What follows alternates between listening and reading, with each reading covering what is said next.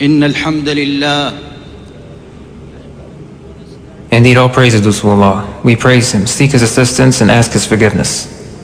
We seek refuge with Allah from the evils of our own souls and from the evil results of our actions. If Allah guides someone, none can lead that person astray. And if Allah leaves someone to stray, none can guide him. I testify that none has the right to be worshipped except Allah alone, without any partner. And I further testify that Muhammad is Allah's worshipping servant and messenger. O Allah, grant your commendation and protection to your messenger, as well as his family and companions. Servants of Allah, you must continue to observe taqwa of Allah and adhere firmly to His religion. Dear Muslims, the Prophet, may Allah grant him commendation and protection, devoted much care to warning his ummah about trials that would come.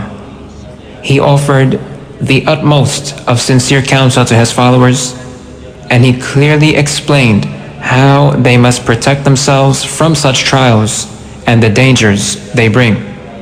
He did that so that the people of Islam would be able to find safety during such circumstances. The various hadith narrated from him about trials comprise one of the evidences which prove his truthfulness, his prophethood, and how keen he was for his ummah to remain safe. Servants of Allah, among the trials which the Prophet, may Allah grant him commendation and protection, informed us about, there is one that will cause much turmoil and confusion. It will be a major event. It will undoubtedly take place, and it will engulf people during days that will be quite adverse. It is a trial which is part of our belief in the unseen, and it will be one of the major signs preceding the final hour. Allah will test His servants by way of it, and it will encompass all people who are alive when it happens. When its time comes, it will take full effect, and it will herald the events that follow. Due to its severity and perils, it will be the greatest trial that takes place from the time Allah created Adam all the way until the final hour. The Prophet, may Allah grant him commendation and protection, used to seek refuge with Allah from this trial, and he instructed his followers to do the same. Servants of Allah, it is the trial of Al-Maseeh Ad-Dajjaal, and what could ever apprise you about the reality of what it will be like? The Prophet, may Allah grant him commendation and protection, had said that no trial has happened or will happen until the final hour that is greater than the trial of the Dajjal. And every single Prophet warned his ummah about the Dajjal. Our Prophet Muhammad, may Allah grant him commendation and protection, told his companions about the Dajjal, if he appears while I am still among you, I will precede you in repelling his evils. If he appears while I am no longer among you, each person on his own will have to repel his evils, and Allah is the one to whom I entrust the care of every Muslim. Servants of Allah, Al-Maseeh Ad-Dajjal will bring kufr, misguidance, deception, and fear. Previous prophets warned their respective peoples about him and gave clear descriptions of him. The Prophet Muhammad, may Allah grant him commendation and protection, said, I indeed warn you about the Dajjal. There was no prophet who failed to warn his people about the Dajjal. Even the Prophet Nuh warned his people about him. The Prophet Muhammad, may Allah grant him commendation and protection, also said, from the time Adam was created all the way until the final hour, no trial will be greater than the Dajjal. As-Safarini, may Allah have mercy upon him, stated, every individual with knowledge of Islam should convey the various hadith about the Dajjal to children, women, and men. That is especially the case in our time, since various trials have appeared and much strife has occurred. The landmarks of the Sunnah have faded away, such that the Sunnah is regarded as though it is bid'ah, and bid'ah is regarded as something prescribed to be followed. There is neither movement nor strength except by Allah, the Most High, the Most Magnificent. Dear Muslims, any person of Iman who desires to remain safe and fears for himself the enormous dangers of this trial should endeavor to have clear knowledge about the reality of the Dajjal, precise descriptions of his traits, the features by which he can be distinguished, and the clear signs he will bear. When people do that, they would remain wary if he appears. They would not be tricked by his falsehood, and the trials he brings would not harm them. Servants of Allah, the following is an overview of what various authentic hadith say about the Dajjal. He will be a relatively young man, fair in complexion, short in height, and have distance between his legs when he walks. He will have tightly curled hair. His hair will be back from his forehead, and his neck will be wide. His right eye will be wiped out, and it will appear like a protruding grape. His left eye will have a thick piece of flesh in front.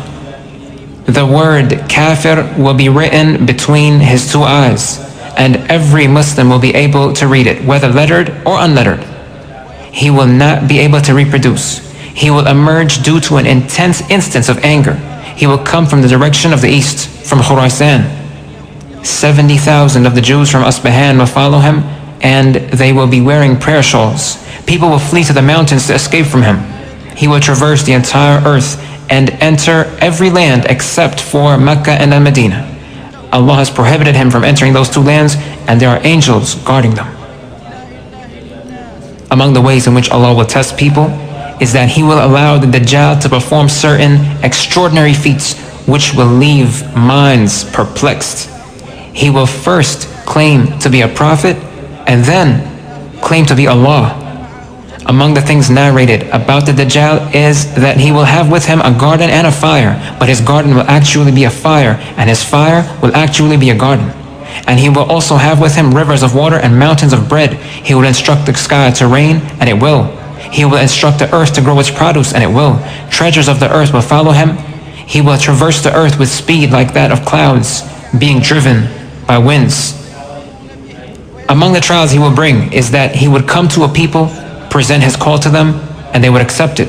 He will then instruct the sky to rain, and it will do so, and he will instruct the earth to produce its crops, and it will do so. As a result, the people's livestock animals will grow even taller, produce more milk, and become fuller due to being very well fed. He would also come to another people, present his call to them, and they would reject it. They will then experience a famine, and none of their property will remain in their possession. The Dajjal will pass by a location in ruins, tell it, bring forth your treasures, and its treasures will then follow him like a swarm of bees. There will be a man in the prime of his youth whom the Dajjal will summon and then strike with a sword, with the precision and swiftness of someone aiming at a target and hitting it. That will sever the man into two pieces. The Dajjal will again summon him, and he will come forth intact once more, his face beaming with laughter. It has been narrated that the man mentioned would be among the most virtuous of people, or would himself be the most virtuous. He will set out from Al-Medina, the city of Allah's Messenger, may Allah grant him commendation and protection, towards the Dajjal, and say to him, I bear witness that you are the Dajjal whom Allah's Messenger, may Allah grant him commendation and protection, told us about. The Dajjal will say to those present, if I kill this man and restore him to life, would you doubt my truthfulness? The people will say, no, we would not. The Dajjal will then kill the man and bring him back to life. However, that man will say, I swear by Allah that I have never been more certain about who you are than I am today. After that, the Dajjal will want to kill him, but he will not be able. The trial of that one-eyed liar will reach the point that he will say to a Bedouin, if I bring your father and mother back to life, will you bear witness that I am your Lord? The Bedouin will reply, yes. Then two shaitans will come resembling the Bedouin's father and mother, and they will tell him, my son, follow him, he is your Lord. There will be other extraordinary feats that will take place at the Dajjal's hands as a test from Allah. The one who doubts Allah will be ruined, while the one who is certain about the truth from Allah will be saved. After the Dajjal emerges, he will remain for 40 days, but some will be quite long. One would be like a year, another like a month, another like a week, and the remainder like the days we know. Some of the companions, may Allah be pleased with them, had once asked Messenger of Allah regarding the day that would be like a year, would the prayers for one day suffice us? He replied, no, you must estimate their times and perform them. We implore Allah the Most Exalted to protect us and all Muslims from the trial of Al-Maseeh Ad-Dajjaal, and we beseech Allah to grant us safety by His favor and grace. I say this much, and I beseech Allah to forgive me and all of you.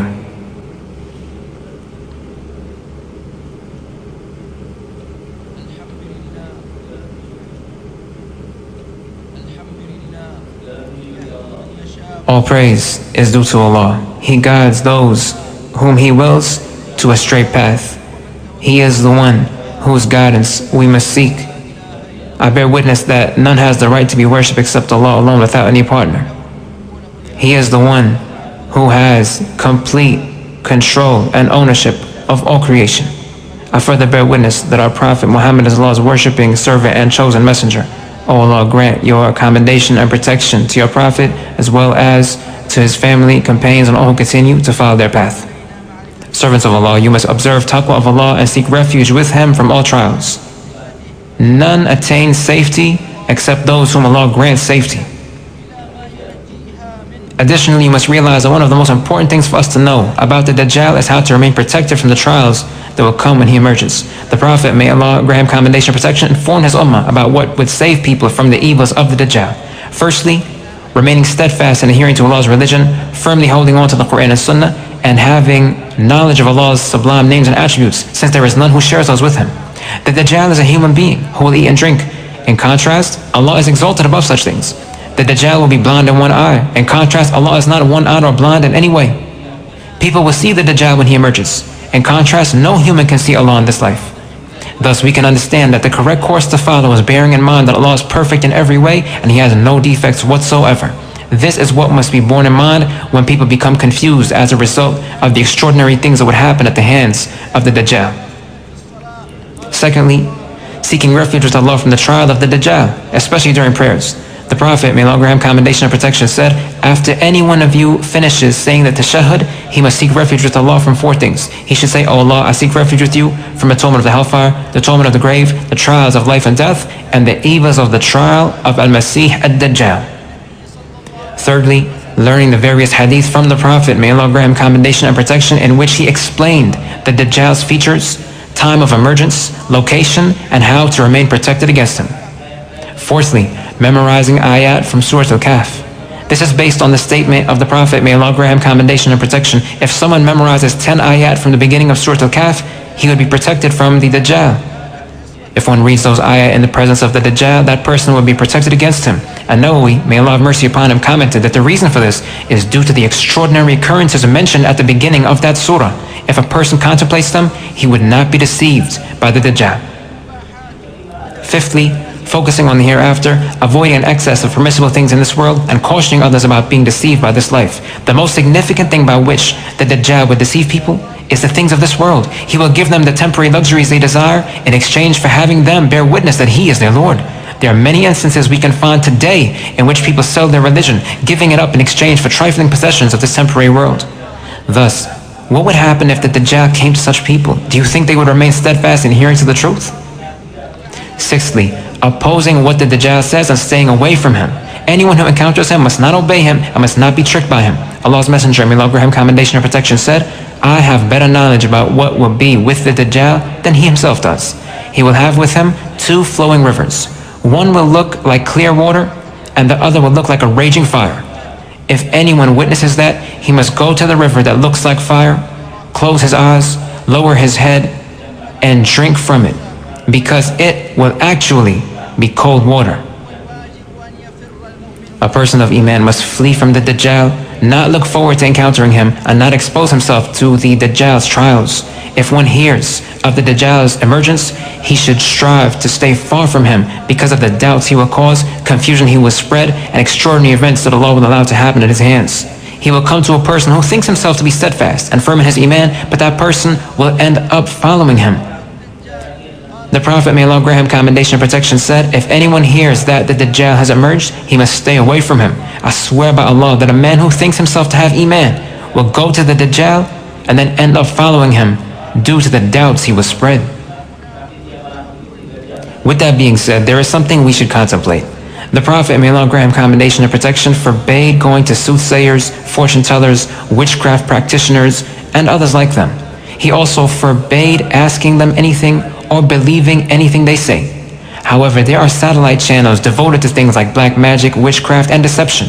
By them, liars seek to spread their falsehood and ideas using various techniques. As a result, they harm people's beliefs, their trust in Allah, and they're pursuing the means that Allah prescribed to be used for attaining objectives. Such things are done so as to take people away from Allah's religion, which He is pleased with for His servants. In addition, there are many instances in which unsuspecting women drowning in the depths of ignorance and superstition go to people like the aforementioned liars looking for solutions to problems being faced. Any such woman would be found to have no qualms about communicating with them and giving them large sums of money in order to be rid of the circumstances she may be in. She also obliges whatever requests they make of her, all the while claiming that she is in serious distress and she wants them to relieve her of it, and also claiming that she lacks happiness and hopes they will give that to her. The righteous Salaf, the foremost generations of Islam, may Allah be pleased with all of them, forbade accompanying and listening to people known for bid'ah and disobedient inclinations. They did that to protect people's religious understanding and practice, as well as to warn them against falling into the snares of trials. Sufyan al-Thawri, may Allah have mercy upon him, said, if someone lends his ears to an individual known for bid'ah, he will be removed from Allah's protection and entrusted to that bid'ah. Al-Fudayl ibn Iyad, may Allah have mercy upon him, said, a person known for bid'ah is not someone you should trust regarding your religion or consult with about any of your affairs. When someone accompanies a person known for bid'ah and listens to him, Allah would cause him to become blind. Ibrahim al-Nakhla'i, may Allah have mercy upon him, said, do not sit to listen to people known for disobedient inclinations. Accompanying them eliminates the light of Iman from the heart, removes radiance from the face, and incites animosity within the hearts of the people of Iman. Despite that all, there are still people who may take the issue of protecting themselves from significant trials to be a light matter. Consequently, they visit websites with dubious content and follow poisonous channels, all the while thinking that they would never be affected. However, in reality, they end up listening to what is said by the proponents of falsehood and leaders of misguidance, and they fall victim to such individuals. They accept the kufr, lies, misguidance, and misconceptions presented. Then, their minds become confused, their beliefs become polluted, and they go astray. Some may even go as far as forsaking their religion, and we seek refuge in Allah from such things. Servants of Allah, remember that Allah gave us an instruction. He said, indeed, Allah grants His commendation to the Prophet, and the angels invoke Allah to grant him even further commendation. People of Iman invoke Allah to grant the Prophet commendation and to grant him protection as well. O Allah, grant your commendation to Muhammad and to the family of Muhammad, just as you granted your commendation to Ibrahim and to the family of Ibrahim. Indeed, you are most praiseworthy, most glorious. O Allah, bless Muhammad and the family of Muhammad, just as you blessed Ibrahim and the family of Ibrahim. Indeed, you are most praiseworthy, most glorious. O Allah, grant strength to Islam and the Muslims, weaken kufr and those who reject you. O Allah, grant victory to your book, the sunnah of your prophet, and your righteous worshipping servants. O Allah, grant us safety in our lands and make our leaders and authorities righteous individuals. Guide them to all that would produce good for people and their lands, and grant them righteous assistance. O Allah, Lord of all creation, guide our leader to all that you love and are pleased with. Lead him so that he fulfills your commands and avoids your prohibitions. O Allah, grant your assistance to our brothers who are downtrodden, our brothers who struggle in your path, and our brothers who defend our borders and the frontiers of Islam. O Allah, make their hearts steadfast and establish their feet firmly. Our Lord is perfect in every way. He grants protection to all of His messengers, and all praise is due to Allah, the Lord of all creation.